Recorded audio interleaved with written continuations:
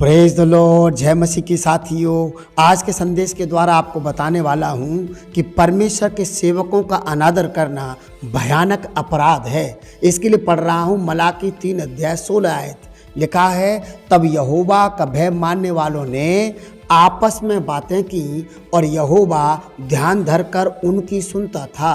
और जो यहोवा का भय मानते और उसके नाम का सम्मान करते थे, उनके स्मरण के निमित्त उसके सामने एक पुस्तक लिखी जाती थी। यहाँ कलाम कहता है कि जब खुदा पर ईमान रखने वाले लोग चर्चा करते हैं, वार्तालाप करते हैं, जब वो गुफ्तगू करते हैं, तो खुदा उनकी बातें ध्यान धरकर कान लगा करके सुनते हैं। कारण एक ही है, क्योंकि परमेश्वर हमारी बातें पुस्तक में लिख रहे हैं और इसलिए वो हमारी बातें सुन रहे हैं। और एक दिन जब मूसा की बहन मरियम ने और भाई हारून ने मूसा की चुगली की, बुराई की, तब परमेश्वर उनकी बातें सुन रहे थे। क्योंकि गिनतियों 12 अध्याय 1 और 2 आयत में लिखा है, मूसा ने तो एक कूशी स्त्री के साथ विवाह कर लिया था, सो मरियम और हारून उसकी उस व्यायता कूशी स्त्री के कारण उसकी निंदा करने लगे। उन्होंने कहा, क्या यहोवा ने केवल मूसा ही के साथ बातें की हैं? क्या उसने हमसे भी बातें न की? उनकी यह बात यहोवा ने सुनी। बाइबल साफ शब्दों में कहती है कि जब मूसा की चुगली हो रही थी, जब मूसा की बुराई हो रही थी, उसके पीठ पीछे परमेश्वर उनकी बातें सुन रहे थे। परमेश्वर, जब प्रभु के लोग एक दूसरे की चुगली करते हैं, परमेश्वर के लोगों की बुराई करते हैं, पास्टरों की बुराई करते हैं, उनका विरोध करते हैं, चाहे उनके मुंह पे चाहे उनके पीछे, परमेश्वर उनकी सुनते हैं। और लिखा है गिनतियों 12 अध्याय 10 आयत में, तब वह बादल तंबू के ऊपर से उठ गया और मरियम कोढ़ से हिम के समान श्वेत हो गई। और हारून ने मरियम की ओर दृष्टि की और देखा कि वह कोढ़िन हो गई है। बाइबल कहती है कि जब मरियम ने परमेश्वर के दास मूसा की बुराई की, चुगली खाई, परमेश्वर ने ये बात सुनी और परमेश्वर को ये बात बहुत बुरी लगी। और ये परमेश्वर के लेखे में अपराध था, पाप था, खुदा के दास की बुराई करना। और इसी कारण से शराब के रूप में वो औरत, वो बहन कोढ़िन हो गई। पूरा शरीर उसका कोढ़ से लथपथ हो गया। इसलिए मैं इस संदेश के माध्यम से आपको इंकरेज करना चाहता हूँ, उत्साहित करना चाहता हूँ कि आप परमेश्वर के लोगों का, विशेषकर वे लोग जो सुसमाचार की सेवा करते हैं, वे लोग जो परमेश्वर की सेवा में अपना जीवन दिए हुए हैं, वे लोग जो परमेश्वर के अभिषिक्त हैं, आप उनकी बुराई ना करें, आप उनका विरोध ना करें, आप उनका अपमान ना करें, क्योंकि वो परमेश्वर का अभिषिक्त है और परमेश्वर अपने लोगों की बुराई सुनना पसंद नहीं करते हैं, प्रभु यीशु मसीह के नाम से। और ऐसे ही एक दिन दूसरा शमूएल 6 अध्याय 16 आयत में भी हुआ, जब दाऊद परमेश्वर के सामने नाच रहा था, डांस कर रहा था। वहाँ लिखा है, जब यहोवा का संदूक दाऊदपुर में आ रहा था, तब साउल की बेटी मीकल ने खिड़की में से झांक कर दाऊद राजा को यहोवा के सम्मुख नाचते कूदते देखा और उसे मनी मन तुच्छ जाना।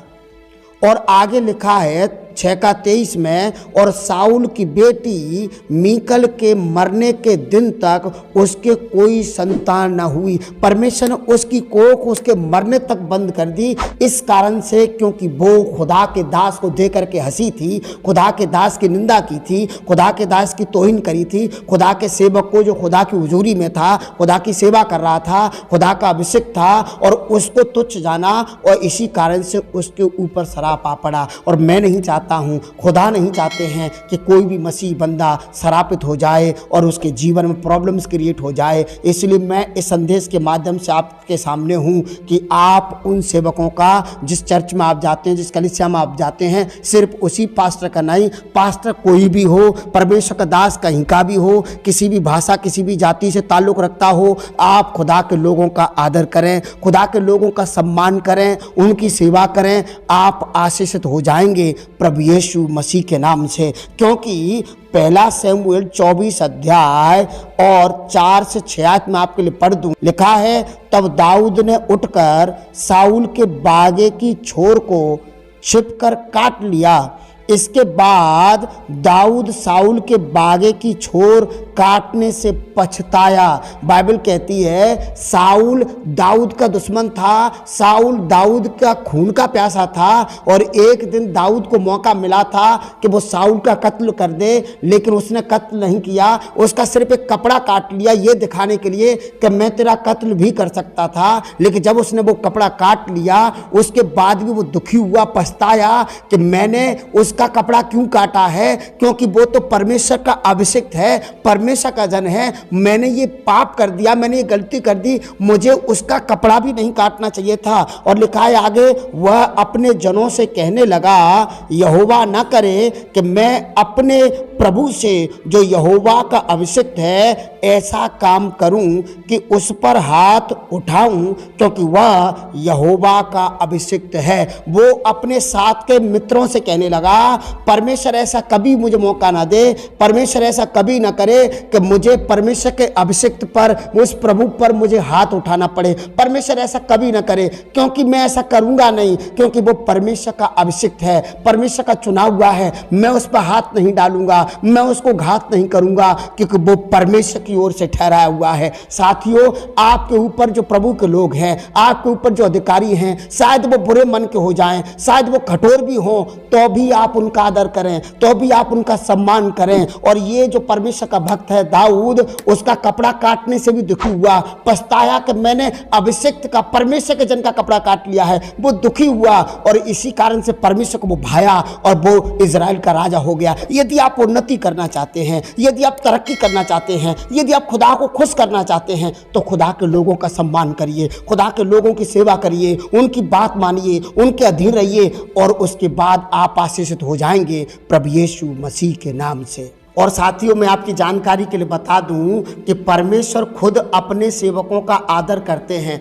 और जिनका परमेश्वर आदर करता है तो परमेश्वर के लोगों का भी उनका आदर करना चाहिए। क्योंकि यूहन्ना 12:26 आयत में यीशु ने कहा यदि कोई मेरी सेवा करे तो मेरे पीछे हो ले और जहां मैं हूं वहां मेरा सेवक भी होगा। यदि कोई मेरी सेवा करे तो पिता उसका आदर करेगा। प्रभु यीशु कहते हैं जो मेरी सेवा करेंगे वो मेरे साथ रहेंगे, जहां मैं रहूंगा वहां रहेंगे और मेरा पिता परमेश्वर उनका आदर करेगा। साथियों, परमेश्वर अपने सेवकों का आदर करते हैं, आप भी परमेश्वर के सेवकों का आदर करें। हो सकता है तो उनको ऑफरिंग दे दें, उनसे आशीर्वाद प्राप्त करें, कहें कि मेरे सर के ऊपर हाथ रख दीजिए। उसके बाद आप ब्लेसड हो जाएंगे, आप आशीषित हो जाएंगे, क्योंकि वो अभिषिक्त हैं, परमेश्वर के ठहराए हुए हैं और ईश्वर उनका आदर करते हैं प्रभु यीशु मसीह के नाम से। और मत्ती की पुस्तक 10:40 आयत में यीशु मसीह ने और आगे बढ़कर के ये कहा जो तुम्हें ग्रहण करता है वह मुझे ग्रहण करता है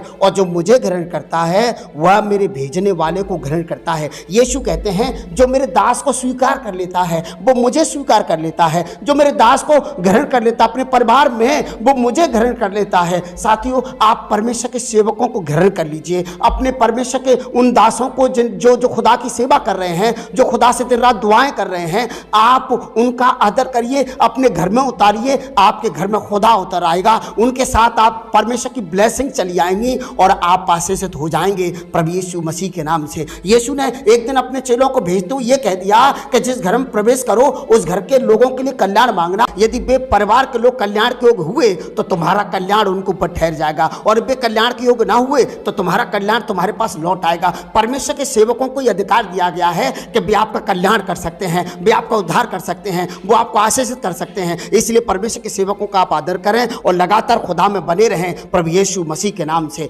यदि आपको संदेश पसंद आया हो, ब्लेसेड लगा हो, तो मुझे इंकरेज करने के लिए आप मेरी वीडियो को लाइक कर सकते हैं और हमारे चैनल पर पहली बार हैं तो हमारी सपोर्ट के लिए सब्सक्राइब कर सकते हैं। ईश्वर आपको बहुत आशीष दे। God bless you.